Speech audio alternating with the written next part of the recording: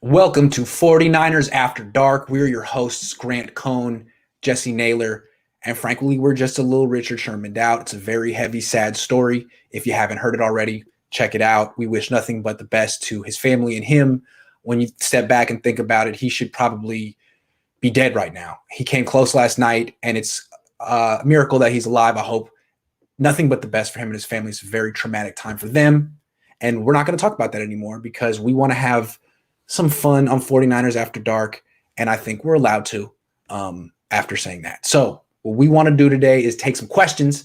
You guys are free to throw them in whenever you want, but some people have asked us questions beforehand on Twitter, and we have some answers. So we can start off with an interesting question. This is from someone in Australia, a Niners fan from afar, trying to understand the full context of this team, and it's an interesting question when you think of it. So simple and yet so important. Why have the Niners struggled so much since the 1990s? I mean, this was a team that had a winning season every single year from, I want to say, 1983 to 2002, something like that. Almost 20 years. Yeah. I mean, I think the answer has to be ownership, right? Like what's changed? What changed? Yeah. Right? Teams go through coaches, players change, coaches change. But once the culture changes, that's it. So, yeah, I mean, I think it's I hate to do it, York, but it's on your shoulders. You haven't provided a winning organization. He's the common denominator. There's no other way to put it. It started off with the mom owning it, and then she delegated it to her husband, and then they delegated it to their son when he was 27, which is amazing in retrospect. But it's them. And I think, people give them credit for spending. I mean, the organization is worth billions of dollars, multi-billions. I mean, it's one of the richest organizations in football. So, yeah, they spend on players. Yep. Every team spends on players. Yeah. There's no Oakland A's of the NFL that we're like, we're a small market. We can only – no, every team spends on players. I think the real mark of a team that's all about winning, a first-rate organization that's all about winning in 2021 is how you spend outside of players. And they do spend a lot on head coaches. How do they spend on their training staff? What do they spend on their stadium? What do they spend on their grass? What do they spend on the assistant coaches? Yeah. All the other things that you don't have to spend on. It seems like they've cut corners at times. And the thing about Eddie DeBartolo is that he spared no expense.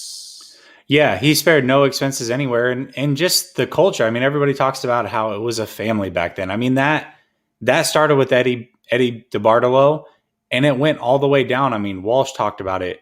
Everybody that was in and out, Carmen Policy, anybody who was in and out of this organization talked about a family atmosphere. That's just the way it was. And it hasn't been that for so many years. And, yes, obviously they went from one great quarterback to the next, 2 top 10 quarterbacks of all time. And then once you lose that, you're going to naturally take a step back as an organization. You're not always going to have a top guy, but to be as bad as they have been really over the course of the last 20 plus years that's not just on quarterbacks. That's 100% on ownership.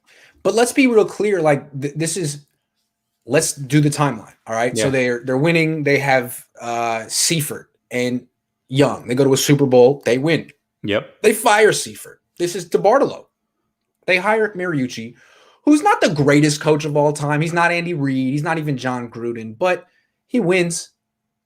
He wins with Steve Young. Yep. Then he wins with Jeff Garcia, who wasn't his choice. It was Bill Walsh's choice, but he wins. Yeah. And then the Yorks get the team. They inherit this team that has Mariucci and it has Jeff Garcia. Yep. And after a playoff appearance where they won a playoff game, they beat the Giants in that dramatic comeback where Jed York says he was there. It was the best experience of his life. Next week, they lose to the eventual Super Bowl champion Tampa Bay Buccaneers. Yep. The Yorks fire Mariucci. And I think I want to say, they keep Jeff Garcia for one more year, and then they get rid of him. And then, really, they had no succession plan at quarterback after that. And in 2005, God love Alex Smith, they picked the wrong quarterback. So it's a lot about the quarterback, but, I mean, the Yorks came in and tore down what the DeBartolos had, what they had inherited from the DeBartolos. And then they're still in the process of building their first successful, sustainable team. Yeah. Yeah, absolutely. And let's just think about it. I guess let's look at it a little bit fair too, right? So you have the ownership change, and then to your point, they went from great quarterback, very good quarterback, to picking the wrong quarterback, which will always set you back 3 to 5 years anyways, right? Mm-hmm. And then you've got an owner that is just putting all the wrong pieces in the organization. And I mean, Erickson, Singletary, I mean, how many coaches did they go through that were absolutely atrocious? And then when you finally get a good one, you can't even get along with them. And so you run them out of town. I don't know, man. It's been a frustrating 20 years outside of a few good ones. Yeah. Yeah. So they're very good at tearing things down, but when they do that, they're really not good at building things back up, and they're still in the process. I feel like that's why they have been so patient with Kyle, because they've been so rash with everyone else, and they're trying to show that they can build some stability, because the word is out on the Yorks. They fire you. And you go back and look at that Alex Smith interview from just a couple of years ago where he was in Washington, and he talked about how bad the culture was on the Niners. He wasn't talking about Harbaugh. He's talking about the Yorks. And he said, that the line of communication is all broken. You can't trust what you hear. It's not all about winning. No one ever said that about Eddie DeBartolo and Carmen Policy. No. And, burden of proof still on them. So that's the long answer. What's funny is Alex Smith talked about the 49ers organization the same way that Shanahan talks about the Washington organization. That's true. And, I think they're probably, if we're being honest, there's a lot of carryover between those organizations and between the Yorks and the Snyders, or Snyder. Yep. There's a lot of, Snyder, he's good at making money. Is he all about winning? Hard to say. In fact, I think it's not hard to say. We're going to be more diplomatic to the Yorks because we're stuck with them.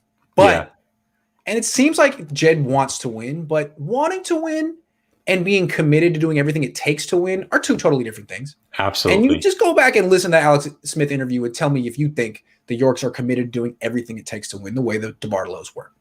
Yeah, absolutely. Persispro has a great comment. Like Shardell said, Jed York is a joke. Listen, if Shardell says it, that's what it is. True. I also have infinite scrolling now, so I'll never miss another comment again. Oh, did they actually give that to you? They did. I now have infinite scrolling, so the days of me losing comments are over. Thank goodness. You told me about this. It's beta testing. It's true. Yes. I feel privileged.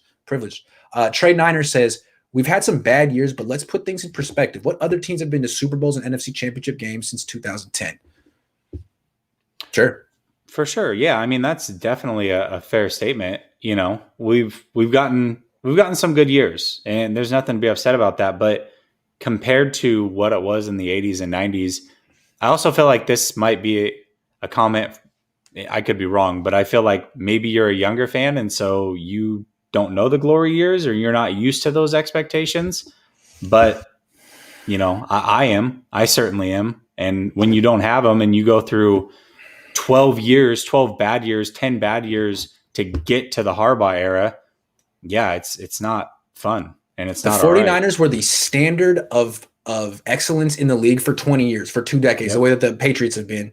And they just never had losing seasons. Even if they didn't win the Super Bowl, they were competitive. If they got to the Super Bowl, they won. Yep. York has had 2 teams go to the Super Bowl. They lost both times, and neither team has shown an ability to have longevity. The burden of proof is still on Kyle. He's on 1 winning season. So York, they're still searching. In a lot of ways, they're Moses in the desert. Always do Old Testament. I don't know what it is, man, but he ain't in the promised land yet. Eddie DeBartolo had the promised land bumping for about 20 years. Yeah, absolutely. They basically had like the Roman Empire. Freaking, they really did. These guys are like lost in the desert. With a map, and Kyle Shanahan is at the end. Oh, we'll see. All right, I lost it. Anyway, Twisted Eva said, "Here's $10. Thank you. That was hella nice. I appreciate that." Do the Yorks seem to you like the classic micromanagers that don't know what they are doing? Perhaps. Yeah. Perhaps. I wish I knew. From what I understand, you just can't trust a word they say, allegedly. And it's always tough to do business with people like that. They'll tell you something, and the next day they'll pretend like they never told it to you. Right. It's like, what am I, crazy land? Well, you said that. That's what I've heard from people who've done. It's hard if they just say things and don't mean them. Hard to say where they're coming from. And again, who owns this team? The mom. Where is she? Yeah. Yeah. It's not really Jed's team. There's someone in the background that no one knows really. Yeah, I don't look at it as a micromanager standpoint. Like, obviously Dallas, that situation's a micromanager, right? Jones is the ultimate micromanager. He's got his hands in everything, or he used to. Now his son does. But I don't see that situation. I see a passive aggressive owner, kind of to your point. Somebody that says one thing and then changes their mind is probably like, I'll fire you through a text message. Like, that's how I see that going down. Yep, I agree. Yep, absolutely. Sorry, that's the way it is. Yeah, for sure. Okay, let's go something else. Yeah. Niners who could make their first Pro Bowl this season. One guy on offense, one guy on defense. Okay. I'll go first on defense. Okay. And then I'll let you go first on offense, just so it's fair. So on defense, I'll go with Eric Armstead. He got snubbed in 2019, or felt like he got snubbed. If Bosa's in place and they can get some continuity along that line, he's the type of guy that can definitely feast, especially if they're running a lot of cover one and they're being very aggressive with blitz packages. I feel like he can get to the quarterback or at least clean up. And so I believe that Armstead could be that guy on defense. Like that. Okay. I'm going to go with another first round pick. I don't know why I'm thinking about this guy. Nothing really notable's happened with him recently. Jimmy Ward. Okay. Jimmy Ward. Here's how I see this going on. All right. Jimmy Ward probably has an argument that he's Pro Bowl caliber. If you look at his coverage numbers, he's been pointing that out the way that Richard Sherman always did. Look at my coverage numbers. Look at my coverage numbers. That's a good point. Mm-hmm. But I think he's figured, like, man, just shutting people down and having like low yards against isn't going to do it. Right. The voters won't get it. So what I have to do is call out the quarterbacks, the coaches, really piss them off and like sort of get them to emotionally target me and test me. And that way, if he gets more action, he'll get more production and he'll get that Pro Bowl thing. I think it could work. He's been talking so much crap. He's going to get more action this year, I think. And if he's as good as he says he is, I think he might be. He's going to get more pass breakups, interceptions, and he'll get the stats he needs to get the recognition he deserves. Seeing Jimmy Ward on defense. Yeah, I like it. Listen, you're on the Jimmy Ward fan train now. I've seen the light. I don't know you why. have seen the light. Yeah. By the way, congratulations. Thank you. The whole football network, if you guys didn't see it, NFL Network did their Good Morning Football. Schrager threw a shout out to Grant for the interview. Then they just talked about that interview. Yeah. It's amazing. So cool. That's cool. It was a good interview. I'm not to toot my own horn. It was mostly good because of Jimmy. I'm just glad that Good Morning Football picked it up. I had to keep putting out the juicy parts on my blog. You're like, look what he said about Matthew Stafford. Look what he said about Sean McVay. And finally they're like, this is – because, I mean, if Jalen Ramsey said that stuff about Kyle Shanahan, for sure, it would be like, oh, my God, what is he saying? You know, I mean, it'd be talking about on First Take. But Jimmy Ward says that it's like crickets because he's not famous. So it was spicy, though, and he's up in his profile. So that was cool. Cool. Thank you. Absolutely. Appreciate you. It was – go subscribe to his channel, by the way. I think that's a new channel. I know that's a new channel that he just started. Sunil, go subscribe to him. So subscribe. And then we got the Ramelia. I love that name. It says, last chance, change your name to Rams 4th place.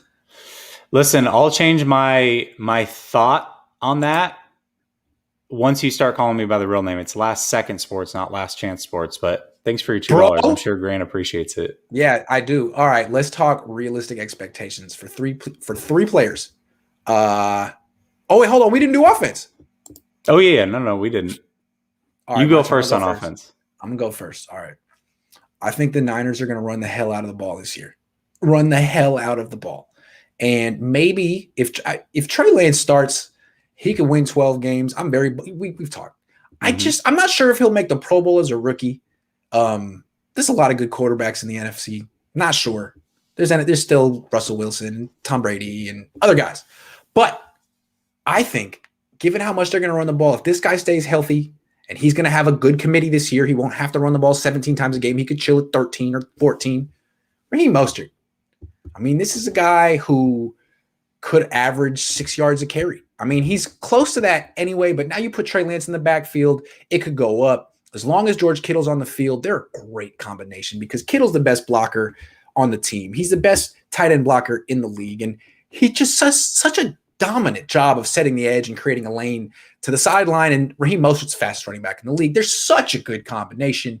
Even if he only carries the ball less than 200 times, he could get to 1,000 yards, 1,100 yards, and his efficiency, coupled with maybe some of his big plays and touchdowns, could get him, squeak him in to the Pro Bowl. I'm saying Mostert. Okay. That was my backup, so I'm glad you didn't go with Nice. my original. Brandon Ayuk. I think that Ayuk is the number one receiver of this team, and I think that he can be an upper echelon receiver. We just saw a very good receiver in Julio Jones go from the NFC to the AFC. The quarterback over in Green Bay, Rodgers, may not be there, so that could eliminate Adams. And I just believe that with Trey Lance starting, that it opens up all the route possibilities for Ayuk. So I'm going to go with Brandon Ayuk to make the Pro Bowl. It's an interesting call. I went with the run game. You went with the pass game. The reason I didn't go with the pass game is I'm thinking if Lance starts, they may pass less, and you got to split up those targets between Kittle and Debo and Ayuk in the running back and use check. But someone's got to catch those balls in the red zone. And you already know Kyle's not going to Kittle and Debo in the red zone. That's already been established. Ayuk got a lot of red zone targets last year. That's kind of under the radar. He got a lot. He's good. He got the long arms. He could be the one who has 10 touchdown catches, who leads the offense in touchdown scores. You could be right there. He might get it. Plus, if we put enough pressure, he might be the punt returner too, and that could put him over the top. What are they afraid of? I mean, CeeDee Lamb returns punts. Right. What are they afraid of? It's right. My God, he could win games there. I think he's just as good of a returner as he is as a wide receiver, which is scary. Yeah, and you're right. CeeDee Lamb does return. He returned a touchdown against the 49ers. Why not? Like the Cowboys like, oh my God, what if he gets hurt returning? No, it's football. I think you're more likely to get hurt going over the middle as a receiver than catching a punt. Because again, when you go over the middle, you don't know where the hit's coming from. It's coming from behind you, in front of you. Your eyes are on the ball. Everything's over there. And a punt return, it's all peripheral vision. You can do a fair catch every time. I mean, come on. And plus, he has experience. He's been doing this. Let him do it. What do I have to say? In San Francisco, you're more likely to get hurt in practice anyways, so it doesn't matter. Good point. All right. Let's go to that realistic expectation thing. This is from Aldara, the legend from Mexico. This is a great question, by the way. Yeah, realistic expectations for Nick Bosa coming off a torn ACL. Second of his life. I would say to start the season, the realistic expectation is that he plays about 40% of the defensive snaps for the first 3 games or so. Wow. I mean, the last thing you can do in a 17-game season with an early bye is run him into the ground coming off of an injury. So I'm going to say that he's going to play all the third downs, and he'll pick up some first and or second down plays. But I think he's only, for the first 3 games of the season, I'm going to say about 40% of the snaps. And then after that, I'll say around that time to bye week, he'll jump up to around 75. And then after the bye week, he'll be in that 85 range for the rest of the season. He needs to be up there. He needs to be above 75% as much as possible, because I don't know if this team's really built to win with him playing 30% of the snaps. Yeah. You got a new defensive coordinator who's not going to be doing some of the high level stuff. Like Robert Saleh was winning games based on game planning and adjustments. It was it's why he got hired as a head coach. D'Amico may be able to do that someday, but I think it's really hard to expect a rookie defensive coordinator to do that. So where the Niners are going to be able to keep their defensive dominance is with the return of Bosa. And if he's like, in like a D Ford capacity, that ain't good. So you're probably right. But, when he played as a rookie, he played 75% of his snaps, and he was coming off a season that he missed most of. Now, it wasn't because of a torn ACL. it was because of a core muscle issue. So he did play 75% of the snaps coming off that, although college tore his ACL as a senior in high school, and his rookie year, his freshman year at Ohio State, he didn't play that much. So I don't know. That was a really tough Also, one, man. He's going to be out of football shape. I mean, he's not really probably even going to play during the preseason. So we saw, look at how, do you remember how worn out he looked in those first 5 games of the season playing that many snaps? I mean, he was sucking wind all over the place. He wasn't looking good. Now he played well in a lot of spaces, but he just looked severely out of football shape for many, many weeks. So I think they're going to have to ease him in. The last thing you want is for a guy to not be in football shape and then get injured again. I just think that I think they're going to have to take it easy with him for at least 3 weeks. Maybe let him loose against Green Bay. ACL it was that he hurt? Do what? Do you remember which ACL it was that he tore? Was it left? It was left, right? This last season? Left. Yeah. It was left this last season, yeah. So he tore his right one in high school, yeah. Okay. So he's going to have to – I still think that the realistic expectation for him – 9 sacks, man. They need 9 sacks from you, dude.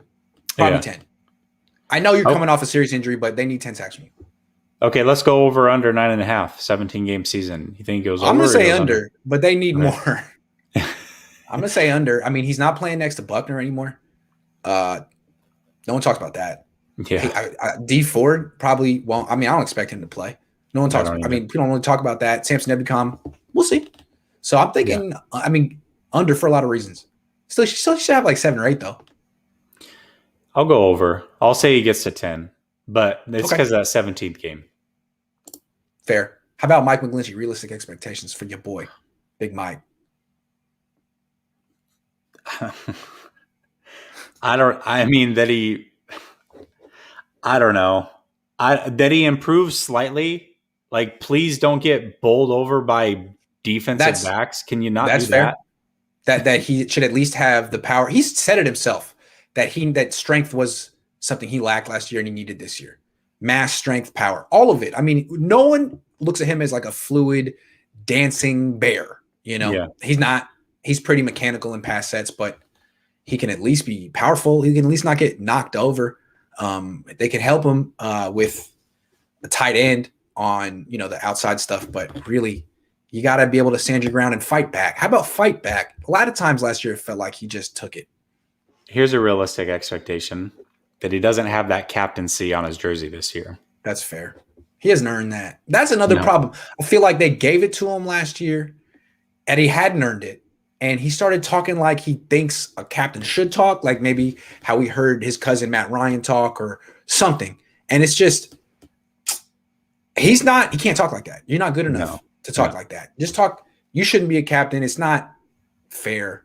Let him develop, focus on himself, and let Kyle Juszczyk talk about the offense. Kyle Juszczyk should be a captain, not a captain. Yep, I agree. I agree with that.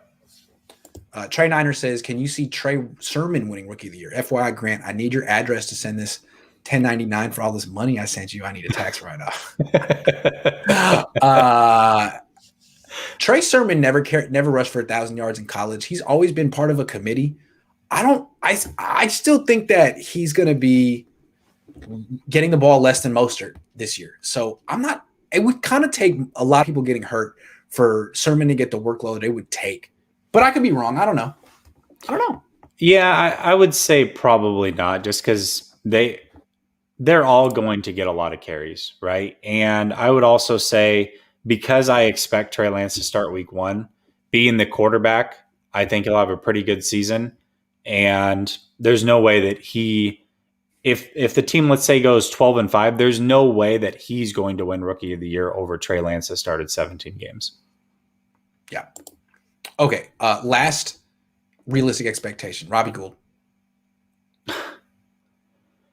I mean, I think what we saw last year is basically where he's probably at, because you're going to decline at some point. I mean, we're talking about a kicker that going into 2019 was at like 98% the year before. That's just not realistic.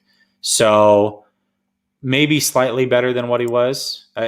What was he, around 89% last year? 80, it was like, I think it was around lower. 89%. I mean, he's one of the most accurate kickers of all Yeah. time, and he hasn't really had great numbers the last year or two. Hold on. I could be way off base. For some reason, I'm thinking around 89%. Hold on, I'll get it right now. Let's get it right. He was at 82% in 2020. Oh, all right. Yeah, he was at 74% in 2019. Now in 2018, he was at 97%. Yeah. Led the league year before 95, and he's one of the most accurate kickers in league history.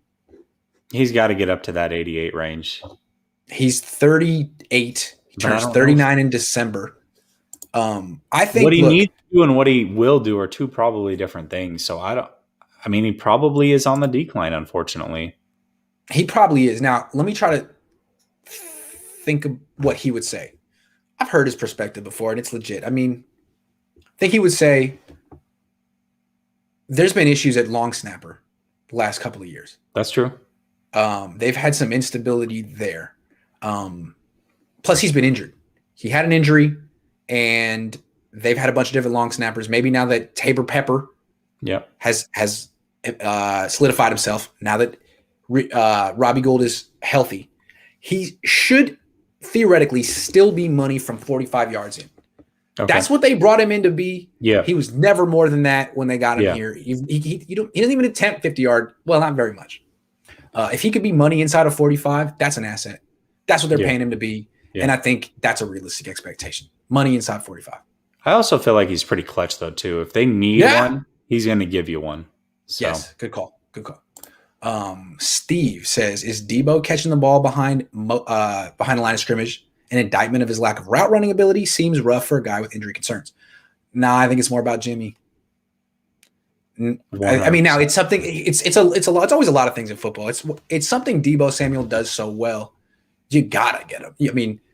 I mean, the Niners might have won the Super Bowl had they given him a couple more touches behind the line of scrimmage. You owe it to yourself to get a guy touches where he's so good. But with Jimmy, it's like that's all Debo Samuel's doing these days. Why? Because that's all Jimmy can do too. So, yeah, I think it's that. He's a threat when he gets the ball in his hands. So they got to figure out any way possible to make that happen. And yeah, I mean, Jimmy's not. What were the numbers? I think he was 26th in the league. It was either 24th or 26th in the league. Outside the numbers, 10 yards or more down the field. Like that's he can't throw outside the numbers past 10 yards. So how else are you going to get him the ball? Got East Bay Chris in the chat really pissing me off, saying no sarcasm. Sermon's better than Mostert. Yeah, I like Sermon too, but Sermon has his injury issues too. He didn't play much a couple years ago. He's not a bell. He was never a bell cow in college. Keep sleeping on Raheem Mostert. Keep sleeping on Raheem Mostert. See what happens. See what happens. I think I know who your next interview is. Both y'all. Yeah, if I'm lucky. All right. Next one. Robbie Gold, we're done with you. All right. This is another question from Twitter. Will the 49ers unleash Trey Lance during the preseason or just keep it very vanilla? Unleash meaning like the full Trey Lance experience. No, definitely not, because you can't risk injury. But I think what they're going to do is they're going to put him in positions. I'm just leaving on Mostert. I'm going to come. Nice. I think what they're going to do is they're going to put him in positions that are tough or perceived tough for him. Make him stay in the pocket. Make him go through his progressions. Make him go through his reads, and play a limited fashion of football just so that he can get better. That's what I expect to see from him during the preseason. You can't unleash him completely because you don't want people to fully know what the offense is, and you also cannot risk that injury. Right. I don't think they would fully unleash Trey Lance until the second half of the season. Like the Ravens didn't fully unleash Lamar Jackson until year 2. Right. The Seahawks didn't fully unleash Russell Wilson until deep into his rookie year. So it wouldn't be the preseason. It wouldn't be September or October. It would be like the 11th career start. So what I think you could expect from Lance in the preseason is a lot of gimme throws. Like, remember the way Kyle Shanahan would call the game for CJ Beathard in the preseason? A lot of bootlegs, a lot of like really short throws off a bootleg to Kittle in the flat, to use check. A lot of that stuff with like one big play scripted up. Like we're going to throw one deep ball, have one run, one potential wow play for you to win fans over. But we're not going to be like, all right, we're going to run the, bombs away, buddy, sink or swim. They're going to try their best to set him up for success and give him one or two plays where he can get some oohs and ahs. But I don't think it's going to be that hard what they ask him to do. Yeah. Fernando asked, do we think that Trey Lance will get a lot of playing time during the preseason? I mean, I guess it depends on what you think a lot is. I expect him to play. Let's see, there's 3 preseason games. They're crazy if they don't play him. They have a bye week between the preseason, if I remember correctly, a bye week between that last preseason game. Yeah, I would expect him to play 6 quarters minimum. They have an excuse not to play Jimmy. They can be like, well, that's our starter. We got to be careful there. Yeah. And then just get a lot of Trey Lance. You can showcase Jimmy in spurts because you don't want Jimmy to get hurt, and he could happen at any time. And the more playing time for Trey Lance, the better. It's more opportunity for him to show that he's ready. And if he struggles a little bit in week 1 of preseason, it doesn't matter. He can just play better in week 2. So I would think a lot of Trey Lance. I would hope a lot of Trey Lance. Yeah, absolutely. There has to be a lot of Trey Lance. Well, he's got to sign that contract, though. Yeah, he will. I would think he will. The way I remember Dak Prescott in 2016, 4th round pick, Tony Romo gets hurt. Was it in preseason? I forget. I don't know. Maybe I heard the year before. All I remember is that Dak Prescott got a ton of playing time in preseason his rookie year. Looked good. It helped. He came out and had a great rookie year. So I would think a lot is necessary, called for, going to happen. Moving on. Yeah. Kyle Shanahan. Where a lot of people talk about Kyle Shanahan recently, about what he says, what his future is. Forget all that. Let's talk about where he stands right now amongst his peers in the NFC West. Where would you rank him among the NFC West head coaches? I personally like him a little bit more than I do McVay, but just based off of track record and what he's actually done, I have to put him 3rd at this point. I mean, first of all, we've got one guy in the division that has a Super Bowl and has been to multiple, and his team is always in the playoffs, right? And that's Pete Carroll. He's got to be number 1. And then it comes down to McVay. Achieved that consistent success that the Niners used to have in the 80s and 90s. Yes. Now, Russell Wilson helps. Yeah, of course he does. Absolutely. You got Russell Wilson. Yeah, of course he does. But so then after that, it's got to come down to McVay and it's got to come down to Shanahan. And the only reason it's a little homerism probably why I'm giving it to Shanahan, but also he's 4-0 over the last 2 years against McVay. It seems like he knows things that McVay doesn't. And McVay was almost the understudy that he didn't give all the tricks to, right? He kept a few in his pocket. And anytime he plays McVay, he always shows out regardless of who's on the field. So I'm going to go slight edge to Shanahan number 2. Okay. I'm putting Cliff at number 1 just for all that he's done. No, Cliff, I'm not sure why he's in this division at all. It's hard to talk about him, but from what I heard, he got fired at Texas, whatever Tech, and then landed a job as a head coach in the NFL. Wow, what a way to fall up. I think 3rd is fair. Now it's fair to point out with McVay, guy had a great 2 years, inherited a good team, did a good job with it, went to the Super Bowl. In a lot of ways, coached worse than Shanahan did. 3 points. The hell was that? 3? Yeah. That was a record. A freaking record. 3 points. And since then, that team has looked real mediocre. I mean, they get their 9 wins every year, and that's good. I mean, the Niners haven't been able to do that, but they look mediocre. Their offense looks mediocre. Their team looks mediocre. And now they're saying it was all Jared Goff's fault. They bring in Matthew Stafford. I love Jimmy Ward being like, oh, that's going to do it? Oh, that's going to do it. He wasn't impressed. Still might be a 9-10 win team. If it's true that Kyle Shanahan is this genius who's been held back by injuries, that'll prove itself out this year. And you're right. He may be better than Sean McVay. That could happen this year. I wouldn't put him there yet because of the track record, but Kyle could pass him this year. I have a feeling Sean McVay is like solid plus, but not great. Well, I think this is a fair question. We obviously, we cover the 49ers. We talk all 49ers, but what if the Rams don't make the playoffs? We talk about Shanahan being on the hot seat. You just went out, you blamed everything on your quarterback way worse than Shanahan did. You replaced him. You mortgaged the future to do so. You brought in Matthew Stafford, who you think is the guy. You've been very clear about that. So now if you guys don't go to the playoffs, is he on the hot seat? I think he has to be. He might have to be. That's the thing about the hot seat. It's not necessarily the choice of the owner. Right. It's a seat that gets hot. And those that heat comes from all kind of different sources. Comes from the fans. Yeah. A lot of time. So I think it's fair to say Pete Carroll number 1, Sean McVay number 2, Kyle Shanahan number 3, the guy in Arizona number 4. I don't even need to say his name. Let him win first. But Shanahan could be number 2 soon, could be number 1 soon. Yeah. He's got this potential.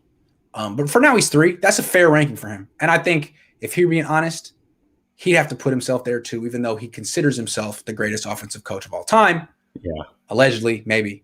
He'd have to agree that his record puts him at 3 right now. For sure. Yeah, that's fair. Last topic. General over-unders for the 49ers. I like pretend gambling. Real gambling, not fun. Pretend gambling, a lot of fun. It's your cup of tea. Absolutely. So we're talking, we got a bunch. I'll call it out. You go first, and then I'll chime in. Okay. 14.5 games played for Trent Williams. Ooh. Okay, so Trent Williams hasn't played more than 14 games since 2014. Whew. So they do have that 17th game, and that's why I think that 14.5 is a real interesting number.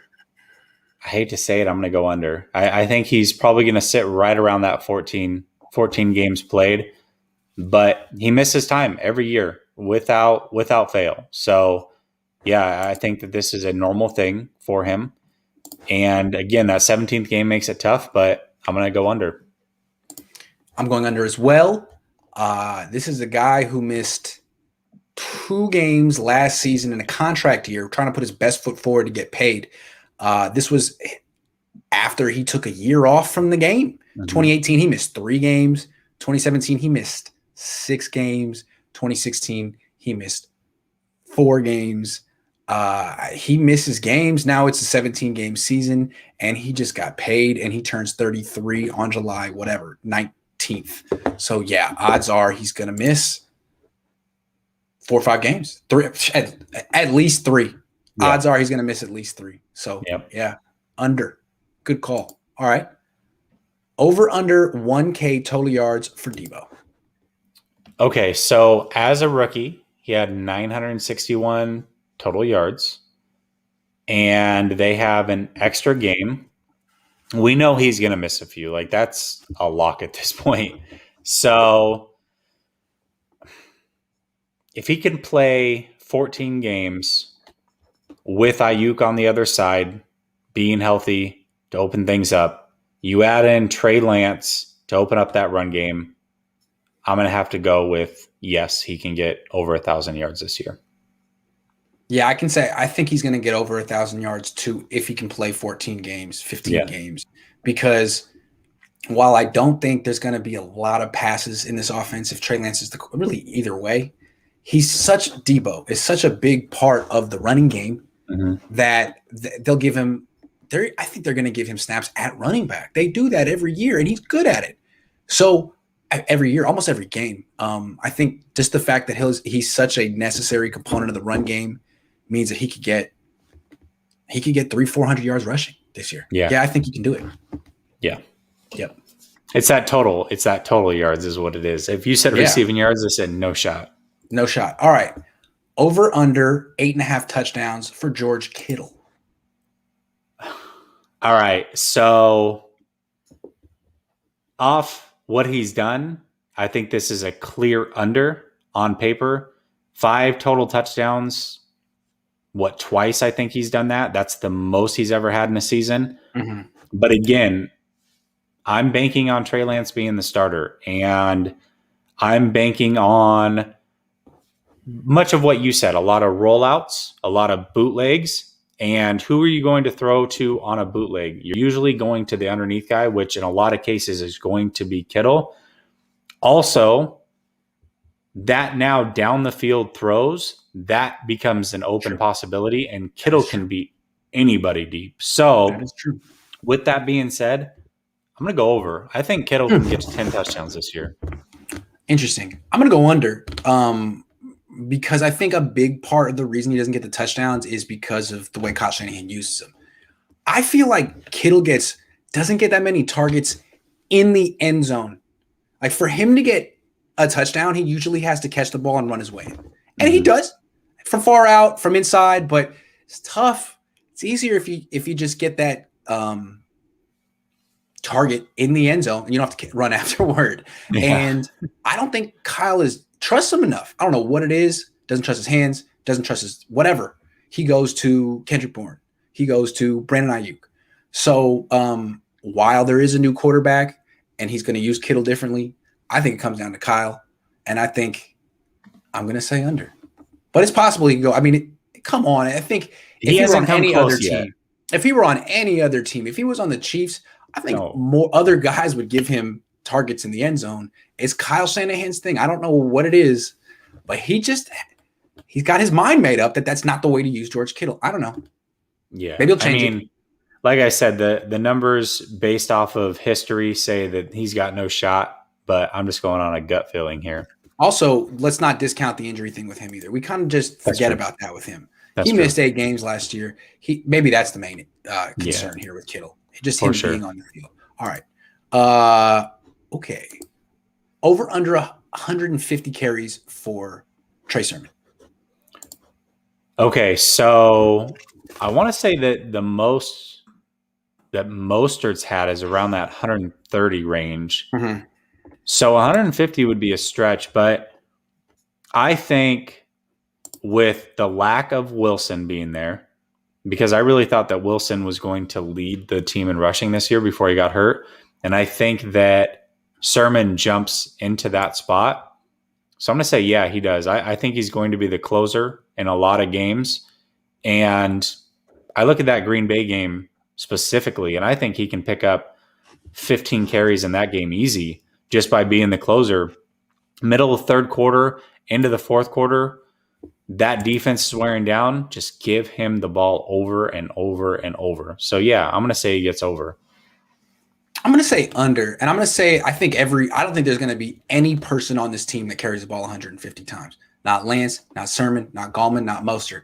I think, look at the Ravens. Ravens had 159 carries from Lamar Jackson last year, 144 from Gus Edwards, 134 from J.K. Dobbins. I could see the Niners really splitting it, 125 for Mostert, 115 for Sermon, 195 for Gallman, 75 for Lance. They could do it like that, have 4 or 5 guys who get carries. Because just the way last year went, so many running backs get hurt. I can see Kyle Shanahan putting a premium on rotating and not overusing any of them. So I'm going to say no one gets to 150 carries. You see a true committee this year. That's a definite possibility. I think your scenario can ring true if everybody stays healthy. I can't see that happening. That's another running back's probably going to go down. Now, Wilson will come back and he will start to eat into some of those carries as well. So that may even out, but that's also depending on health. Chris is really trying to make sure that Raheem Mostert never comes on my channel and gives me an interview. Thank you. He was trying to ruin the Jimmy Ward interview before it started too. It was funny thing was earlier that morning went on Twitter and searched for that stuff myself. And I was like, man, someone's going to dig up these really negative tweets that I wrote about Jimmy Ward. And then 2 hours later is East Bay Chris. I was like, yeah, of course it would be my friend, East Bay Chris. Thank you. Because with friends like East Bay Chris, what a good guy. All right. Well, somebody said in the chat, over under 2.5 touchdowns for Dwelly. What do you think? I would like to say over. It's about time. No, honestly, they don't have Jordan Reed on the team anymore. Mm-hmm. He is really in place to be the number 2 tight end in terms of targets. His cap number this year is $1.5 million. They're paying him. They might as well use him. He's in a contract year. I'm going to say more. Over. I can see a lot of 22 personnel with Lance on the field. I really can. Me too. Over 4,250 total yards for Trey Lance. Okay. So total yards. Again, I'm banking that he's playing all 17 games. I'm going to go over. 17 games, he'll go over. He'll have around 3,900 passing and around 560 or so rushing. I think that's fair to say. I mean, I keep comparing him to Cam Newton. Mm-hmm. Cam Newton had 1 year of experience in college, ran as much as he threw, was inaccurate, all of that. Went to the Panthers, terrible team. Increased their win total by 4. That was the team that picked first.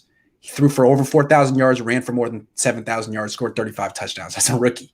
A rookie. Yeah. I think it's fair to expect something similar from Trey Lance. I think he's a better athlete than Cam Newton was. Forgive me. I think he's faster. I think he's a better thrower. He's on a better team. I think, what you said, 3,900 passing yards, about 500-600 rushing yards. Yeah, I think that's realistic. Now, it all depends on how much he plays. For sure. But, I mean, we're getting a sense that Kyle Shanahan really wants – here's my sense. Kyle Shanahan knows that either his job is on the line or his reputation's on the line this year. Needs to win. Needs to get to the playoffs for a lot of reasons. And if that's the case, he's not going to let Jimmy Garoppolo determine that. He's not going to be at the mercy of Jimmy Garoppolo's durability for the 5th year, for the 4th year. He wants a new starting quarterback. He's made that very clear. He said it explicitly. He said it with his actions, him trying to get every starting quarterback that was available. He wants Trey Lance to be ready. And if Trey Lance shows he's ready, Trey Lance is going to start, and I think it's going to be a good thing. So, over. The intern says an orange Niners hat. It's actually not orange. It's the lighting. It's certainly a red Niners hat. The Ramelia says, if McVay was a Niners coach, they'd be in the playoffs more than once. McVay's team wouldn't go 31-36 with that Niner talent. Well, I have heard that McVay has very light practices. Maybe he would do a better job of at least not beating himself. Although 3 points in the Super Bowl was, whew. That's a possibility, but let's assume all things are equal. He's lost to Shanahan multiple times with a far more talented roster. So now you want me to believe that with a less talented roster, he's going to do more? No, I'm not going. Not buying it. Hold on. Over under 7.5 sacks for Armstead. Okay, so how many did he have in 19? He had 10? 10. But the rest of his career, he's never had more than 3.5, I believe. Yes. So with that being said, man, this is a tough one. I'm going to go over. I just said that he's my choice to make the Pro Bowl. I have to go over. I can't speak out of both sides of my mouth, so I'm going to go over on that one. Okay. I think I'm going under, and here's my reason. Everyone talks about his down year last year. Down. Like, well, he was playing out of position, and Nick Bosa wasn't there, and he was in the other. Blah, blah, blah, blah. Yeah, I don't think it was a down season. I think that's who he is. You could put him wherever. He was crazy. He went nuts in 2019.